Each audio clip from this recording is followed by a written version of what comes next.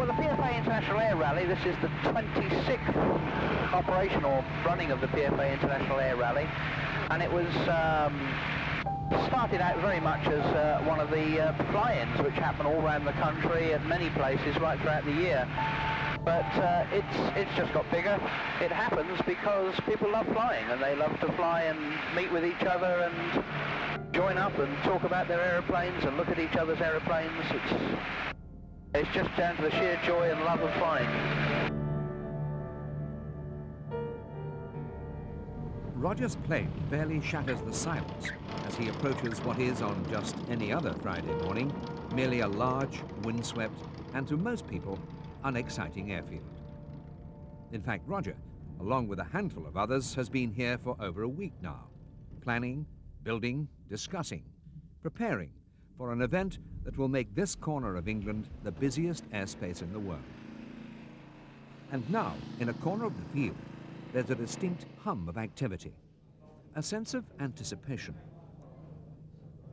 Preparation for the event is enthusiastic, yet in true English style, appears delightfully informal. There seems little to suggest that Wroughton is about to host Europe's largest festival of flight, attracting aviators and aircraft from across the globe. Steve Petter, the rally chairman, is optimistic that this year will be something special. All across Europe, we're expecting aircraft from the Eastern Bloc as well. We've already got one in from Czechoslovakia. We may have some stuff in from the States, we have in past years. This is the beauty of the show. We never know what's going to arrive until it actually does arrive. Well, I think with the weather that it's coming up, I think we should be having 2,000 with a bit of luck over the 3 days. The prospect of 2,000 aircraft in one place is an enthusiast's dream, and it's the highlight of the popular Flying Association's year. The association, known as the PFA, is dedicated to opening the skies to the masses. Flying isn't cheap, and to reach for the skies usually means delving deeply into one's pockets. The amateur aviator's response is to reach for the spanner or screwdriver instead.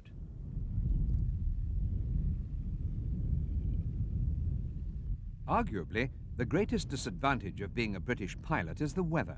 It's a flyer's worst enemy, and it's a word that, right now, is on everyone's lips.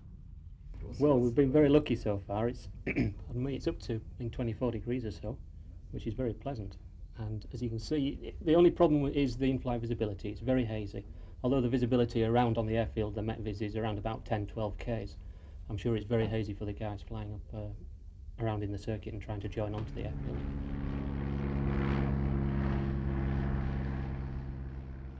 Tomorrow should be a good day again. I actually brought Chad over from work the other day. It's a little out of date now, but it still works out quite well, which shows a cold front actually coming through Wroughton from the northwest sometime on Sunday. So it looks like it'll be good all Saturday. Shouldn't be too bad on Sunday first thing, but when the cold front comes through, we're on a hill. It'll probably be a bit stratosy and not too good for a few hours. If it gets through during the daytime, there should be a nice clearance behind it though, and super weather for the guys to fly off.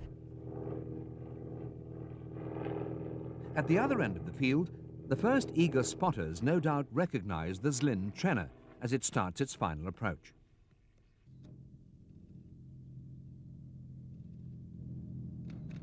It belongs to the patron of the Popular Flying Association, Prince Michael of Kent. A pilot himself, the Prince is here to officially open the rally, to give a royal seal of approval.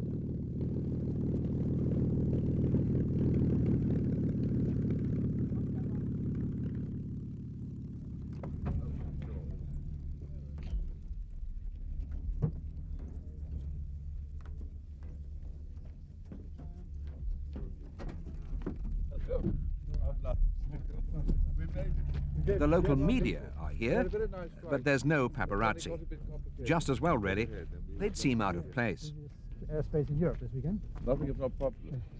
Until now, flights into Wroughton have been restricted because of military traffic from nearby RAF Lynham. The speech signals the end of the restrictions and the start of the rally. As I said, I'm thrilled to be involved with this association. Very happy working with you all here today. I'm delighted now to declare this annual rally of the Popular Flying Association open. Thank you.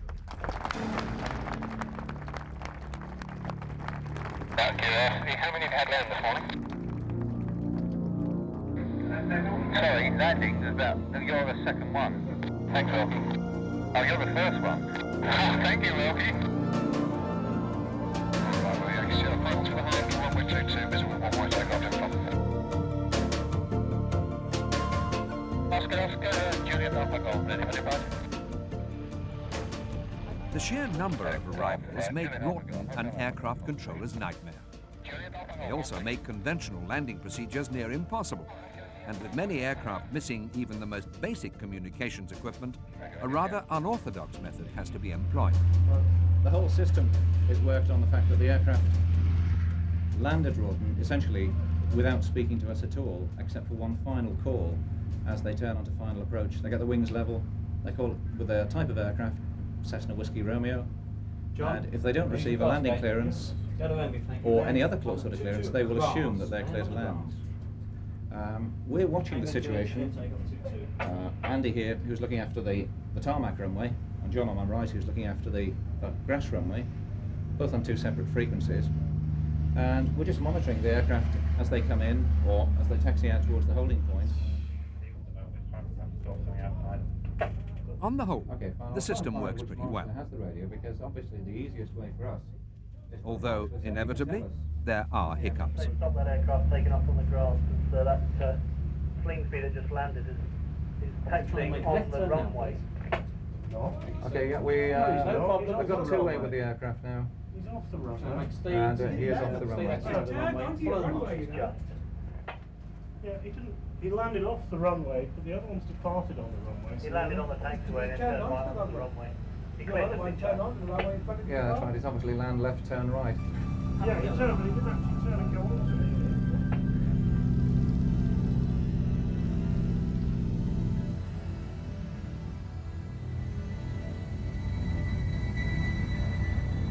By now, things are really starting to get interesting, and the controllers are just starting to wish they'd stayed at home.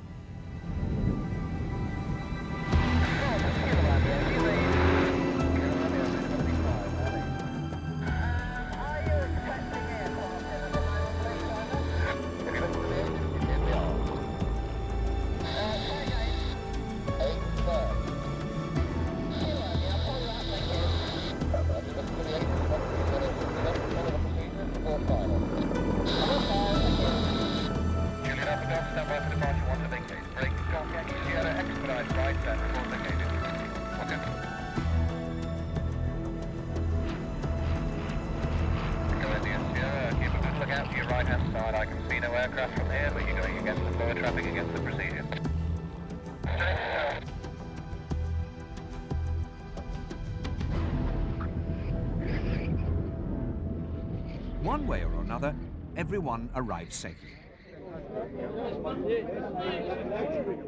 The check-in area for new arrivals resembles a United Nations convention. And the pilot's name? Steve Petter's hopes are confirmed as pilots from across Europe, the Eastern Bloc, Scandinavia, and the United States add their names to the list. For many, it's the first time they've actually managed to get to the rally for several years, with bad weather foiling previous attempts. The rapidly expanding plane park now contains more than 500 aircraft and represents a who's who of weird and wonderful flying machines. Of old, exotic, or homemade craft. The public are free to browse. It's fun. But to some people, this is more than just a rally. To a plane spotter, this is serious. Well, people think we're mad, but it's like any hobby. Why do people go train spotting? Why do people go and look at old cars? So we just look at aeroplanes. So it's a strange hobby. That's the only way I can describe it. I think I'm mad. I think most spotters probably think they are. But I say something, I went to an air show, had a fantastic time. I've seen 600 new aeroplanes, and someone said, well, so what? Lifting and dispersing by around 1 o'clock local time there's a like a grapevine. People will ring me up and say, have you heard that so-and-so's in this particular airfield, or say a particular type of airplane? I say, no, I'll ring somebody else up. No, I'll ring somebody else up, and then we'll probably jump in the car and go and collect it. You'll be at Heathrow Airport and somebody comes down and says, oh, an airfield 30, 40 miles away, there's an interesting Gulfstream private jet or a light Cessna, and they would jump in the car and travel all the way there just to get a photograph of that particular airplane.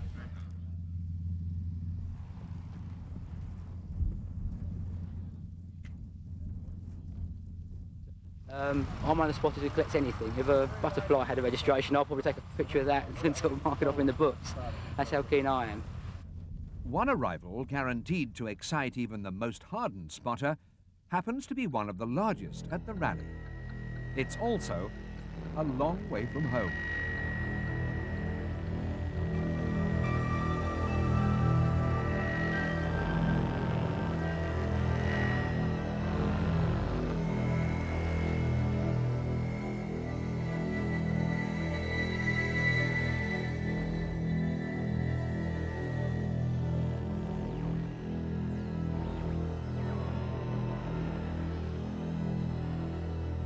We're standing in front of a classic example of the Antonov AN-2, which in this case comes from the Slovak Republic.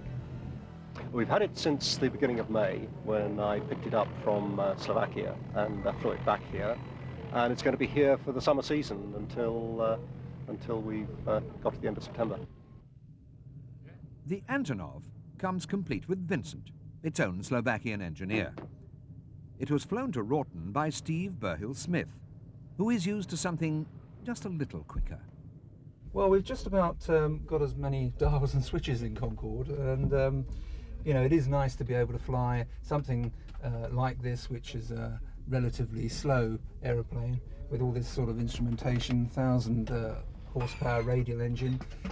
It's sort of the other range, the other end of the sort of aviation spectrum, if you like, to Concorde, which is, you know, as everybody knows, flies at Mach 2, 1,350 miles an hour.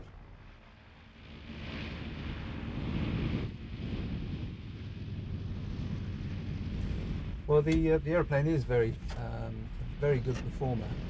The flaps, we have flaps on both top and bottom wings, and also the leading edge along each wing. The top wing has got leading edge slats, which are automatic. So we've got a lot of high lift devices, and with full power and using all the available flap, we can lift off in a ground run of something like 50 meters.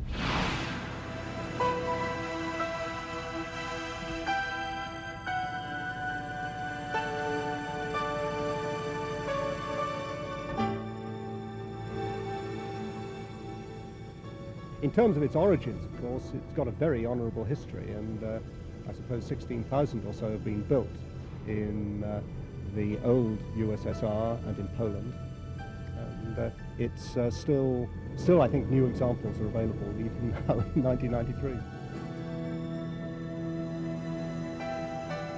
It is the largest biplane flying at the moment, we think. It also has the interesting advantage that it's about the largest aeroplane that a PPL with Group A on his license can fly, because it's just inside the weight limit. Controlling a biplane this size can be a bit of a handful. In the air, the plane's friendly, almost cow-like appearance belies the fact that given a good crosswind and an unwary pilot, it flies like one.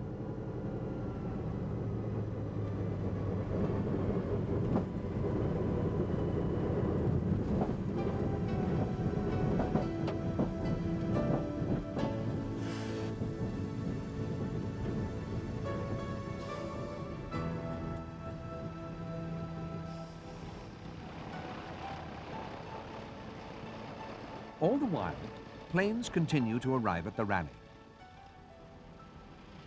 It's like a typical Saturday morning at the local supermarket.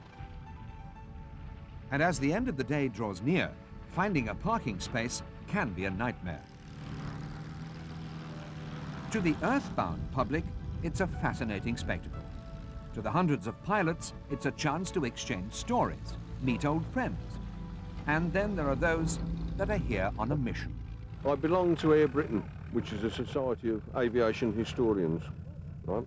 I wrote to them and asked them if they could supply me with details of the King's Cup air races, which were at Birmingham in 1949, Wolverhampton in 1950, and Hatfield in 1951. Now, if I don't do this today, somebody else won't be able to do it tomorrow. Take the point. I couldn't get the fabric on the wings. I couldn't get the motor to spark. I just couldn't get anything to work this morning. I think I had too much beer last night. That's the blues of the flying truck blues, boy. I got a man coming. He gonna come and fix my plane. My plane don't work this morning. My plane don't work tonight. I gotta get to Wroughton somehow tonight. I gotta get them wings on. I gotta get that hair fixed tight. I get my propeller, my magnetos too. I gotta change the arm. I gotta put it in Saturday morning. It's 5 o'clock. And there's a plane spotter.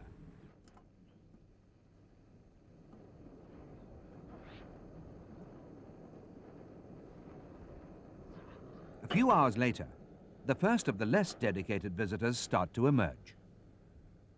The promise of another sunny day is enough to raise any camper's spirits, together with a good breakfast.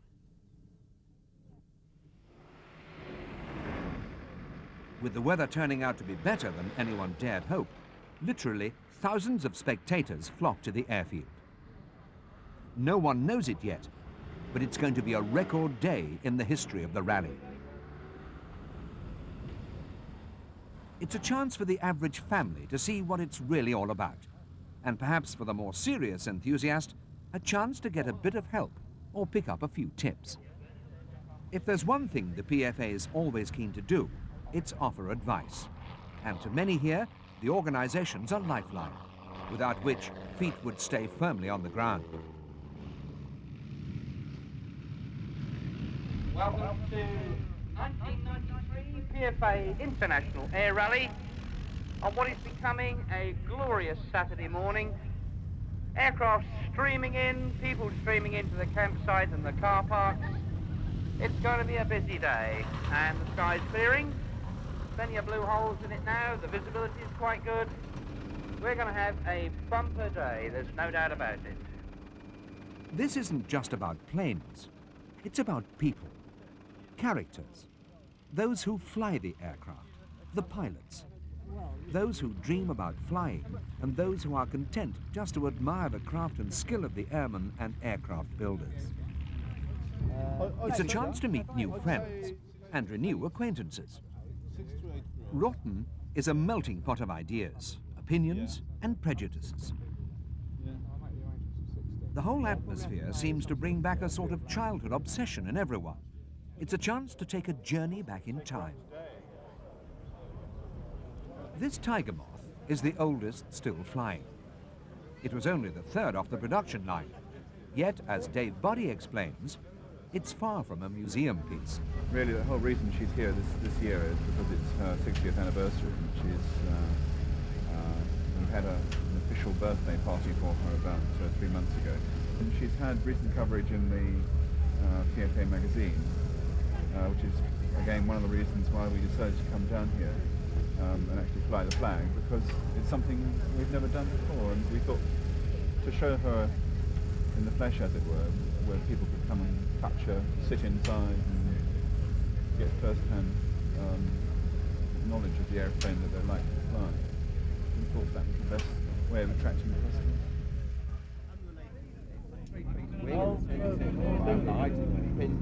That's all straightforward, except that you then have to put the control cables in. They don't connect up easily. You have to thread I gotta fix my motor, I gotta fix a seal, ailerons hanging off and my sitting fitting seat. My rudder pedals are falling off, my altimeter's in the shed, I don't know what's happened to my joystick. I still can't think it. I think I'll let it to Fred. I got them blues this morning. I got them got to get to Wroughton PFA blues. Oh yeah.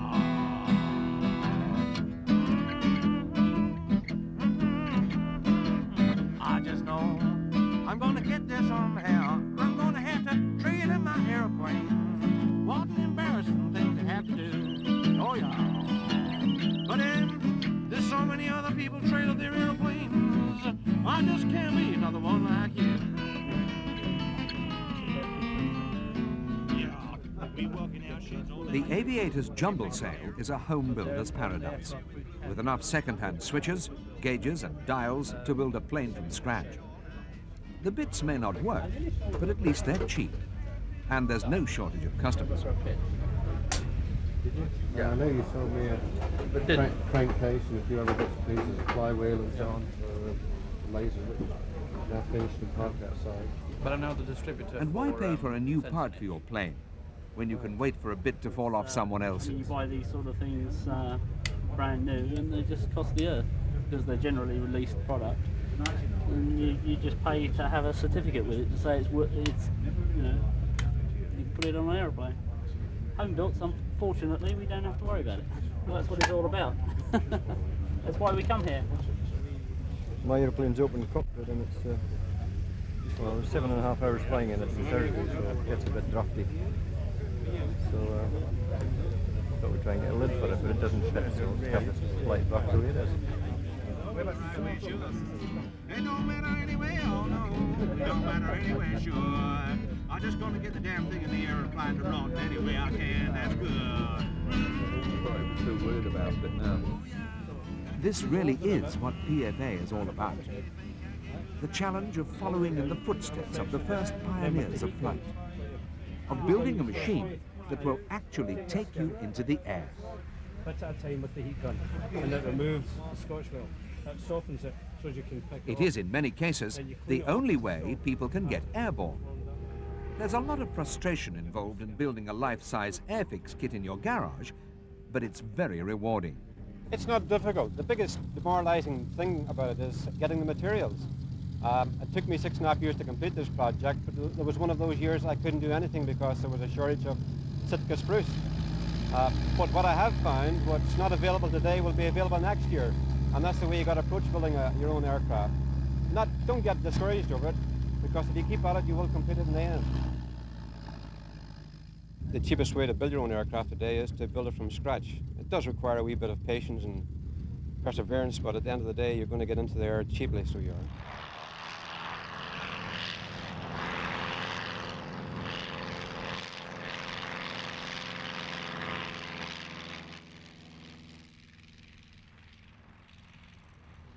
There are easier ways to fly, but none more satisfying than to build your own aircraft. And when you look around this whole airfield here today, there's so many various different types of aircraft, and every one is full of character.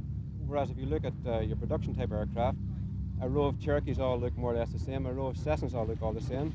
But if we look around here, I can see within sighting distance maybe 8-10 different types of aircraft. And that's the beauty about the PFA. When I saw that yesterday, I don't think it was very safe, whatever you did with it. The number of arrivals is rising fast and is looking certain to exceed totals from previous years. Roger Jones has the task of introducing the aircraft. Bernie's just turned up behind me. He says it's a goose. Thank you, Bernie. The Grumman Goose is the largest visitor to the rally, and it's a classic reminder of a bygone era of aviation, of glories past.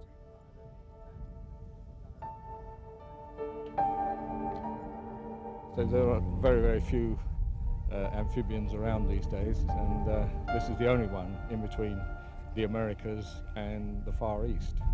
So it's almost a unique aircraft. Doug brought the aircraft over from Canada in 80 packing cases. Together with his team, he spent the last 4 years restoring her. So far, the aircraft has only flown 12 hours since being totally rebuilt.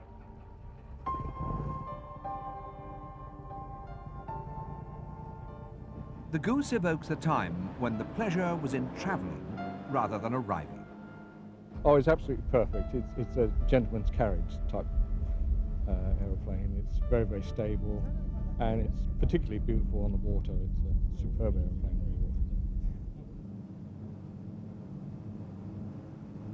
Grumman Gooses were built in 1937 through to 1946. We think this particular one was probably built in 1943. They were basically built for the US Navy and the US Air Force, or the US Army Air Corps as it was called in those days, for patrol bombers, anti-submarine, particularly off the Caribbean coast and the east coast of America.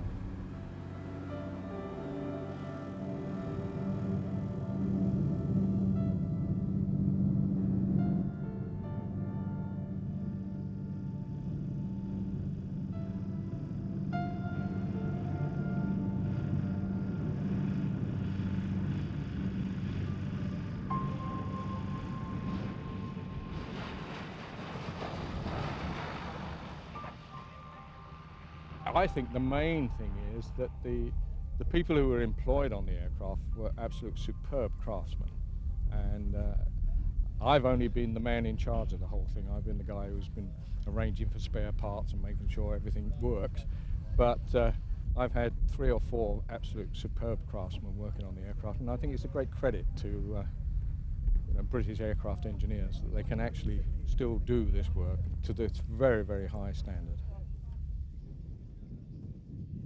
Not surprisingly, the Goose was not an aircraft that attracted the judging team of the PFA.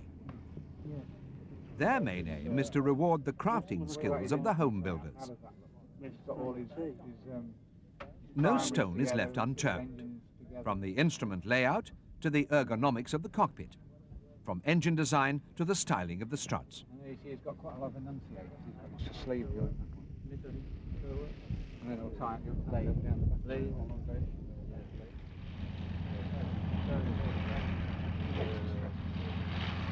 One of the most fascinating growth areas in recent years has been the appearance of visitors from behind the former Iron Curtain. More and more aircraft, like this Yak-52, have been coming in out of the cold. This military training aircraft is still in service today. It's just one of 7 Yak-52s that Mark Jeffries has brought over from the former Soviet Union so far. Trailblazing, really. I fly the things back from Russia. I get an aeroplane which is complete in flying condition, factory overhauled, no problems. It takes me 15 hours to fly it back, and it's just good fun en route as well. On a recent flight, I was aiming for the border between Russia and Poland, on the Baltic Russian state. And I missed the corner of the border by about 300 yards, so I was just on the Russian side. I thought, border, I've heard about these. Double barbed wire fence with a sand track in it, so I got the camera out. I was about 400 feet, 500 feet. Took a picture, put the camera away, and I thought, there's 2 soldiers there. And I'm on the wrong side, and I bet they're armed.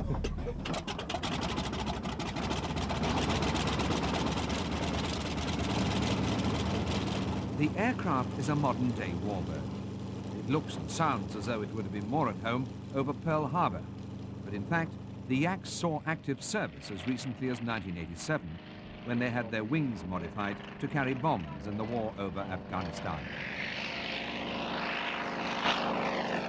The fuel tank capacity was restricted to stop defectors, basically.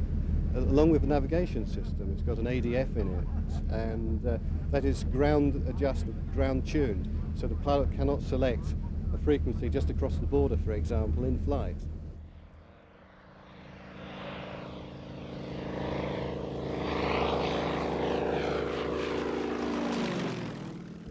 It's great fun. When I brought the first aircraft into the country in January, I didn't fly my other aeroplane for 6 weeks, because this is such great fun, this airplane. It really is good. It's got more performance than the comparable Western aircraft, which would be the Bulldog that the RAF use. Fills the same role the RAF Bulldog does. This will just outperform it tremendously. It'll even outperform some Second World War trainers, like the Harvard. By way of contrast, at the other end of the field is an aircraft that once fulfilled a similar role, but it did it on the other side of the globe and over 50 years ago.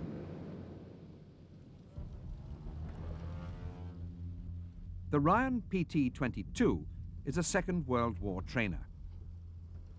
She's another aircraft that has only recently been restored, but every plane tells a story. It was built in 1942, so it's got, you know, quite a long history. It served at San Diego Field in California during the Second World War, and then it passed into a number of owners' hands. We've got quite a few photographs, especially of, on one occasion, one of the owners was trying to impress his girlfriend by flying over a house when they were having a garden party. This was in America, and he clipped the tree and actually landed in sort of a semi-stalled spin condition into the back garden party. And in fact, the aeroplane still sort of bears the scars now down the side of the fuselage where it was actually dented. But like all aeroplanes, you know, they're put back together by somebody and restored, and that's what it's all about. I don't know whether he married the girl in the end. Probably had to.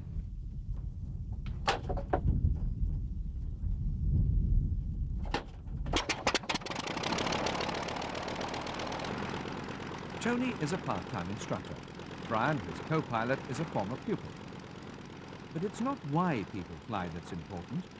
There are usually easier ways, and certainly cheaper ones, of getting from A to B. It's just being there. I think that flying, it has no other equal. I mean, when you're flying, you're in 3 dimensions. On a car, it's very thrilling. On the road, you know, you're belting along at high speed. On the water, you're doing it. But in an aircraft, you've got all the dimensions. You can go up and down, you can turn, and that, I think, is the real freedom of it.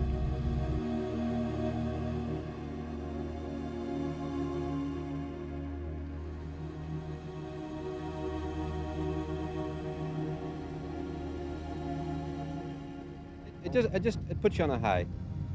If you've had a hard day and a hard week and you feel frustrated and a bit fed up with life, that's when I feel totally relaxed, when I get into my aircraft and go off and fly. I just feel total freedom up there.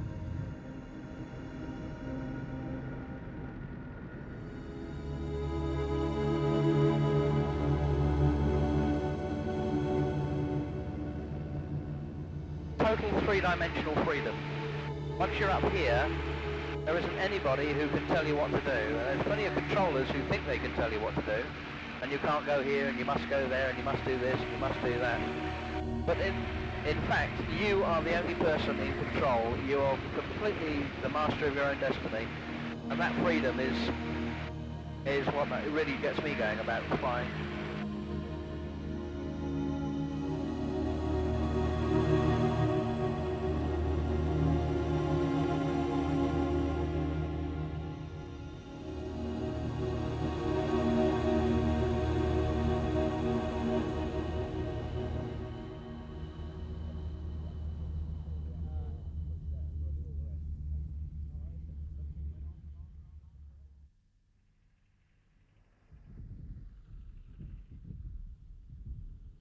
Sunday morning dawns apparently bright.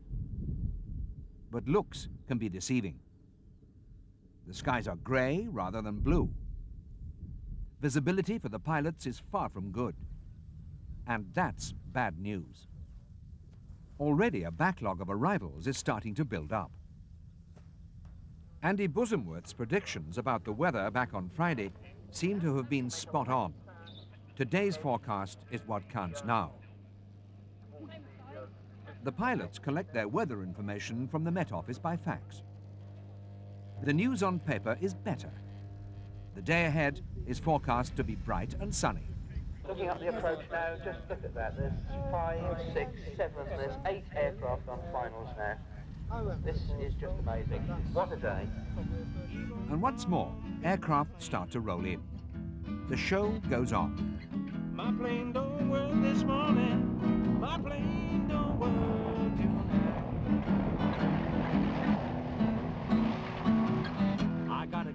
Wroughton somehow tonight. I gotta get them wings on, I gotta get that air fixed tight. By now, a good number of home and kit-built planes have made it to the rally, in addition to the hundreds of production aircraft. Although in most cases, you'd be hard-pushed to tell the difference. It's not a production aircraft. It was imported from USA in kit form, a little bit like an Airfix kit in many ways, and it was constructed in my front room. Percy here was my engineer, did all the inspections for me.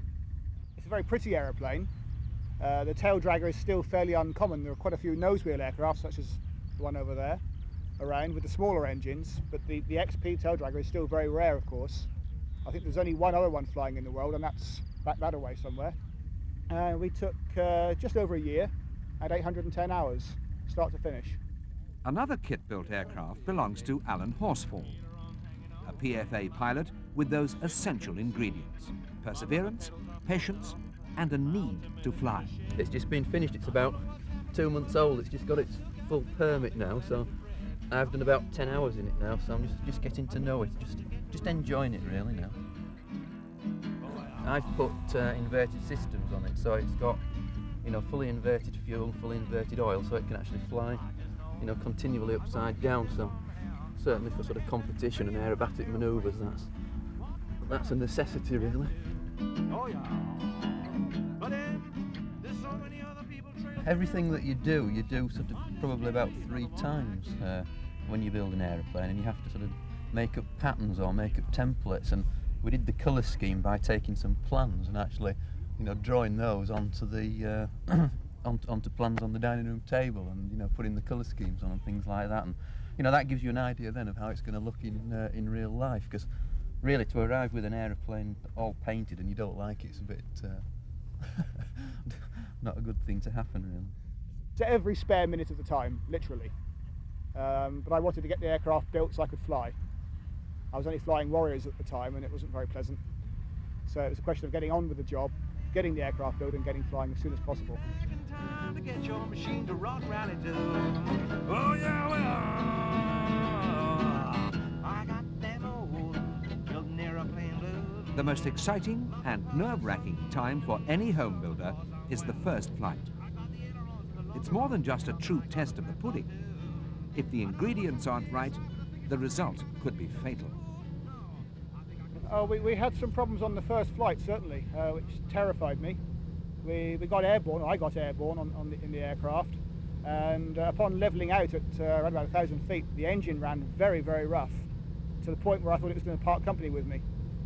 So it was a question of shutdown to idle and emergency landing. That was frightening.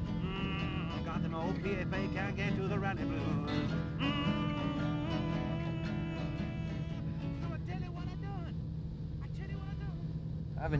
I do enjoy the building and the maintenance side of it, and owning the aeroplane as much as flying. Which maybe perhaps I'm lucky in that respect.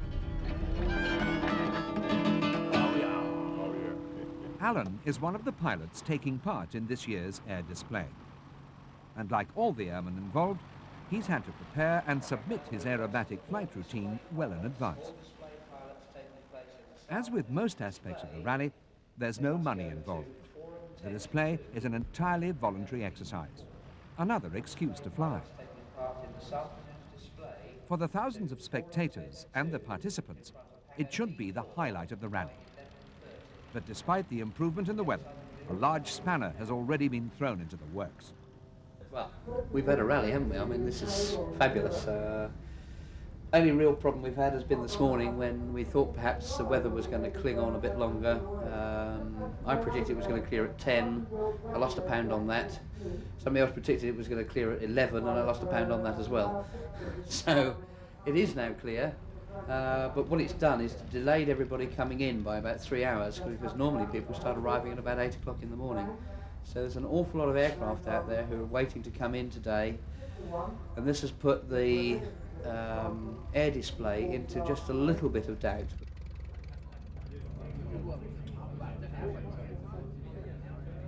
The display team congregate at the briefing tent. It's 12 o'clock, and some of the pilots are still trying to get into the rally. Yes, but Mark isn't here. No, he went off in the later last night. He got back. Well, there's been a weather problem outside, and the airfield wasn't home until 10:30. Yeah, I think they'll be on their way. So they'll be on the way. We have a problem in that there will be inbound into here so many aeroplanes that might have been delayed that could end up with a problem. And it's a sad fact that we could at a late stage have to call the display off because of the sheer volume of aircraft that need to land here. With everyone present, Barry now has the unenviable task of breaking the news to the pilots. It may be that we will not be able to hold the display. That will be a very sad thing if we can't.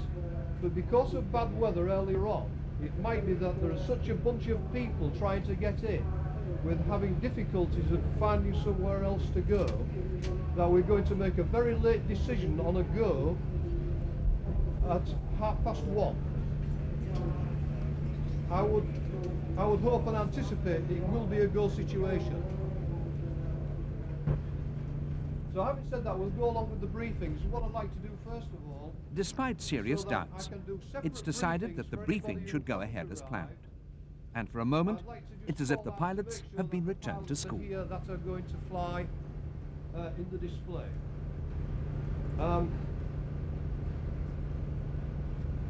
Is Dave Body here? Probably, sir. It's here. Ah! It's reduced in height today. Right, Dave Body. Mark Jeffries has arrived. Yeah. Mark, you've got your laser here, Mark, as well, have you? Also, David Cook.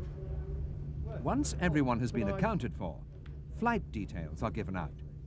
Where the planes can or can't fly, which runway to use, and so on. There's David. The final word is given by Jeff Greevy from the control caravan. Now I can put some names to faces. I know now who tried to run me over on the runway yesterday, so I will be keeping a careful watch on the procedures. The runway news today then is 22. We're not going to be changing from there. Surface wind round about the moment is 280 degrees, 5 knots. Forecast to be in that sort of area for the rest of the day, certainly up to the scheduled display times.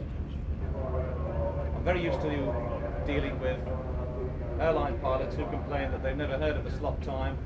You've got it written down, gentlemen. If you can't make it within 30 seconds, you've missed your slot, you've missed your display item. So there's very, very little room for departure. At the end of the display, you'll be given a 1-minute to run call by ourselves. Now, if you're in the middle of some weird and exotic Cuban whatever, please feel free not to acknowledge it. We will assume, however, you are listening and will have had the call. While the briefings continue inside, outside, the winners of the PFA Judging Awards are being announced.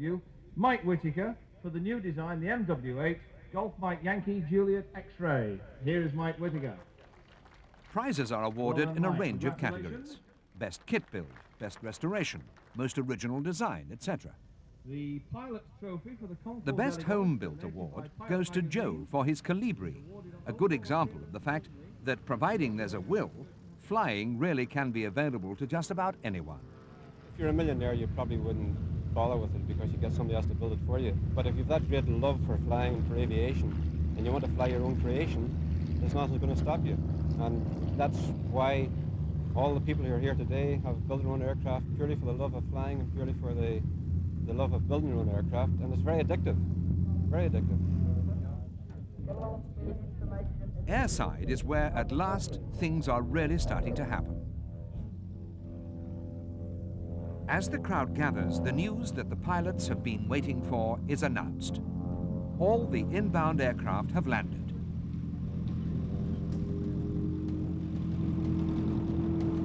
The display is on.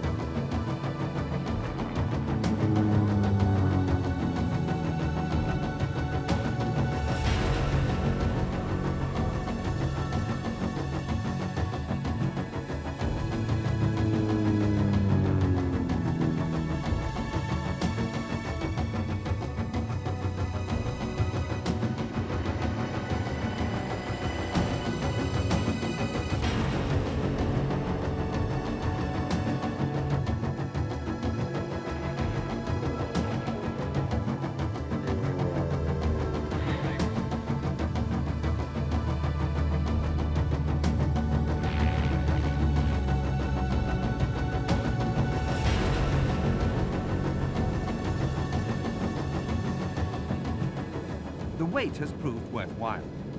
Mark Jeffries, who actually came second in last year's World Aerobatics Championships, is just one of 10 pilots taking part.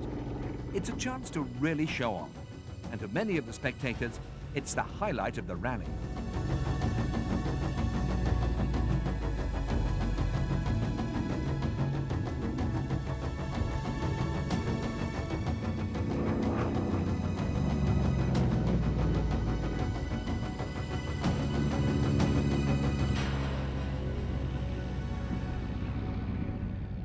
Flying is a lot of different sort of versions of flying. You know, people go off touring to France and things like that. You know, and I've just got myself into the aerobatics scene, and I just love being upside down, and it's a challenge to do, you know, manoeuvres and get them right and get them accurate. And, apart from sort of coming on trips like this and going from A to B, I just can't go up and fly around, you know, straight and level anymore. I have to be upside down.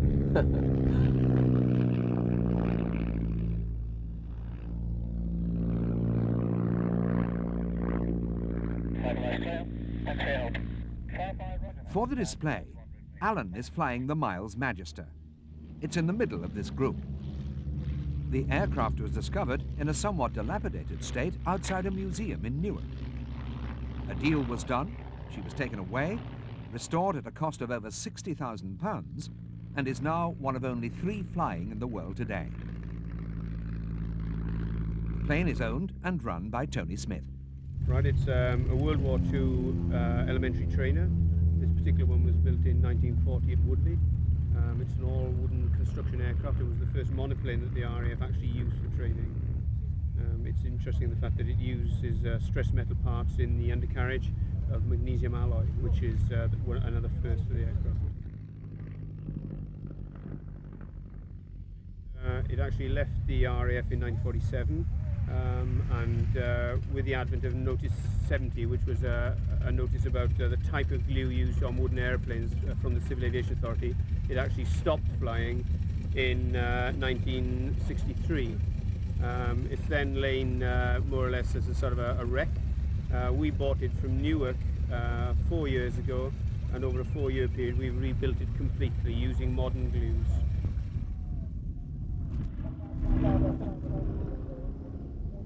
Inevitably, an aircraft this age lacks some of the aerobatic attributes of its modern counterparts, which can lead to some interesting situations.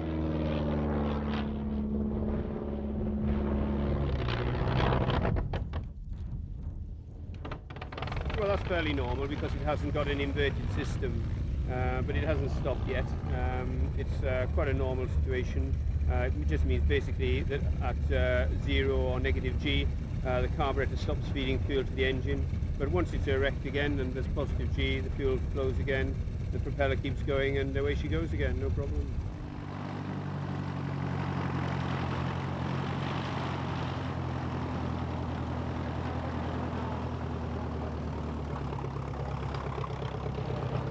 Well, there's a lot of satisfaction in actually seeing an aeroplane that's a scrapped aeroplane in an old in a museum, bringing it out, taking it to bits, putting it back together again, and seeing it rebuilt slowly over 4 years, and then actually getting in it and flying it. You know, it's a big buzz.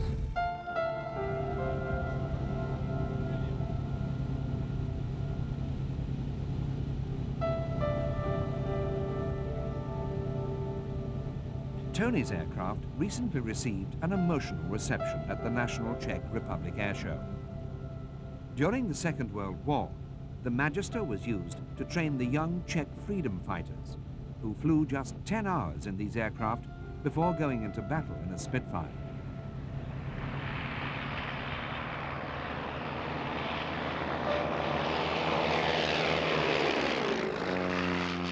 At the other end of the scale to the Magister is the Extra 230, flown by John Harper.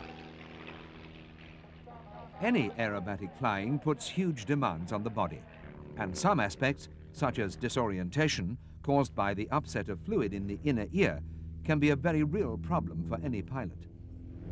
What happens is when the body rotates, the canal starts to move, the fluid within it remains static to start with. After about 20 seconds or so of steady rotation, the fluid catches up with the canal, and so there's no relative movement between the fluid and the canal. So the signal to the brain then is that the subject is no longer rotating.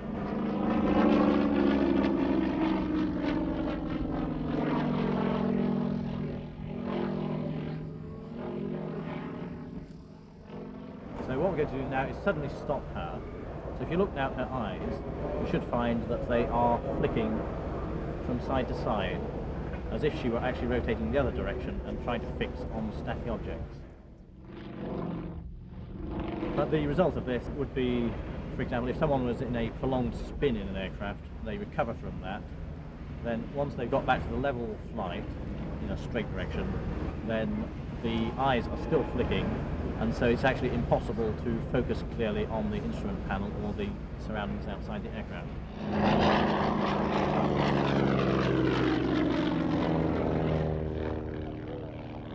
The Civil Aviation Authority place a great deal of importance on this type of training.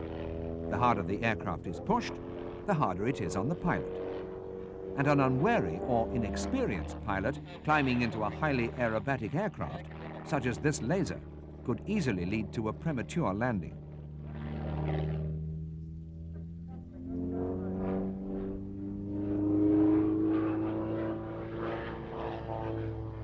As the last of the display aircraft finishes its run, the visiting aircraft are already queuing to leave.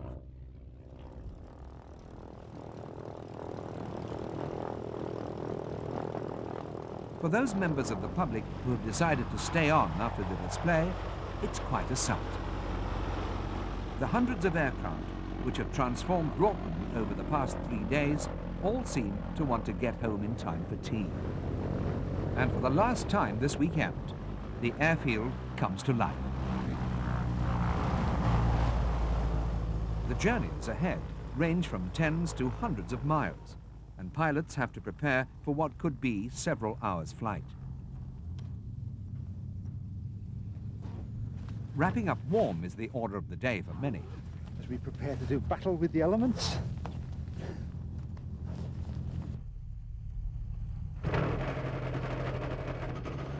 As with most forms of travel, some choose to travel first class. For others, it promises to be a drafty trip home.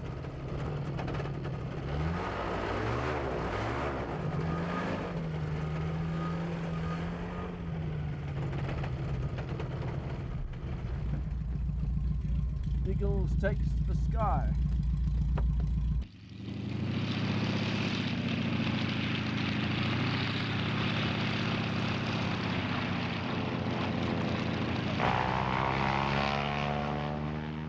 The departure procedure is in true PFA style. One man with a pair of ping-pong bats suddenly makes the control caravan look like Cape Canaveral.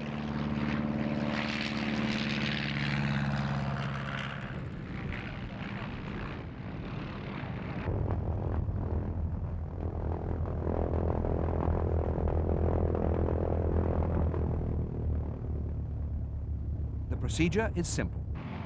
Wait until the last plane is safely off the ground and send off the next. Both tarmac and grass runways are used to get as many planes off the ground in as short a time as possible.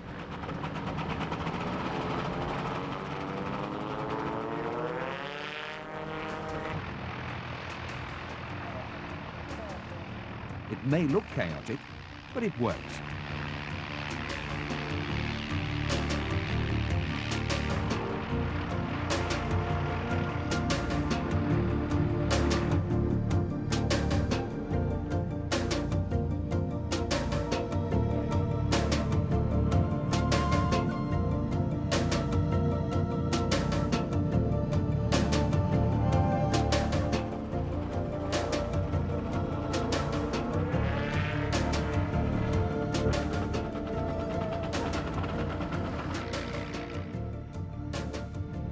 A number of the planes, or perhaps their pilots, seem to have gained weight over the weekend.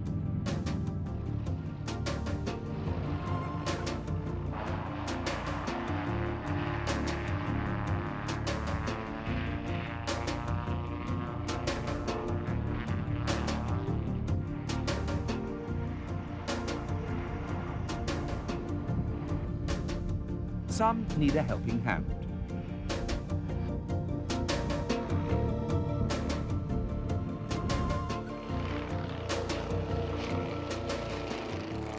And some just give up altogether.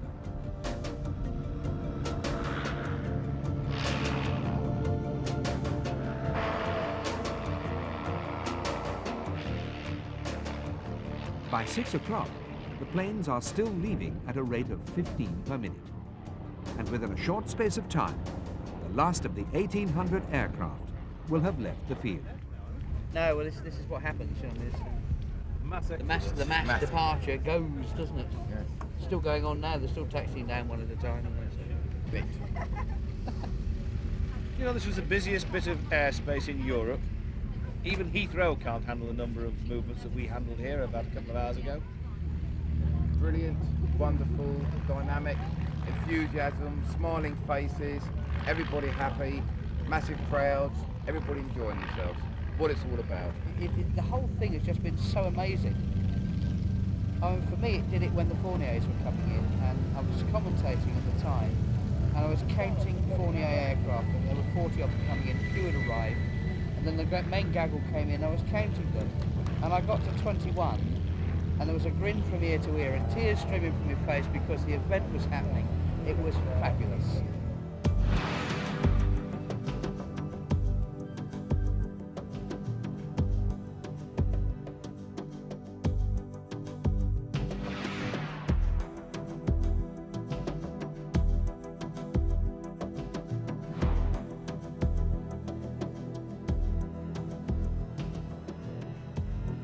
You've got the pressures of the family, you've got the pressures of work, you might have your bank manager or whatever onto you.